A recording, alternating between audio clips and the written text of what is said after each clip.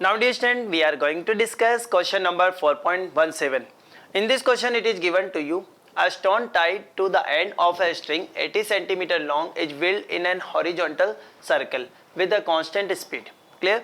So in this question it is given to you, let's suppose here we have a string and let's suppose, or we can say it is connected with a stone. Let's suppose this is stone. Clear? And let's suppose this stone is actually moving in an horizontal circle. Clear? It is moving in an horizontal circle. Clear to everyone? Okay. Length of this string is given to you. It means we can say this length becomes radius of this circle. Yes. So we can say R, we can say this is equal to 80 centimeter. Okay, fine. It's wheeled in an horizontal circle with a constant speed. Okay, let's suppose speed we have, this is U. Clear? If stone makes 14 revolution in 25 seconds, what does it meaning?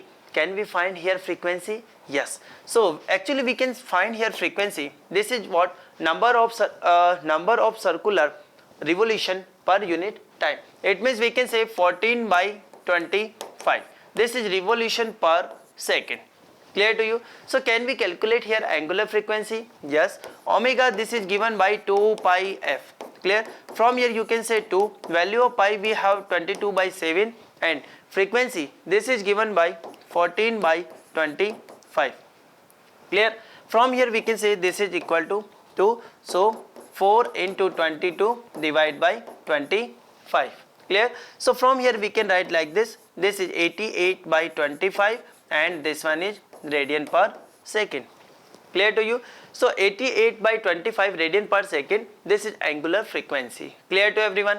Yes or no? Okay. Now what is our objective? Our objective here is to calculate value of centripetal acceleration. Because this stone is having a uniform speed, so we can say centripetal acceleration is given by omega square r. Clear? Yes. Value of omega. Value of omega we know, this is 88 by 25, 88 by 25 multiply. So this is 88 by 25 multiply 88 by 25 multiply value of r. Value of r we have 80 centimeter. Clear? Now we can see, we can calculate like this. This is 5, we have this is 16. Clear? And if you calculate it, clear, I am just writing here direct answer. Approximately you will find 991 centimeter per second square. Clear to you? So this is all about this solution. And what is direction of centripetal acceleration? Centripetal acceleration always act towards the center along the radius. Clear to everyone? So we can say this is all about this question. Okay, just one question from my side. Let's suppose if I say this velocity, this speed of this stone is continuously increasing. At that time we can say the net acceleration is equal to net acceleration is also in the direction of net centripetal acceleration? No, because when the speed is increasing, it means here tangential acceleration also comes into picture, and at that time we will talk about net acceleration. Clear to everyone? So this is all about this question.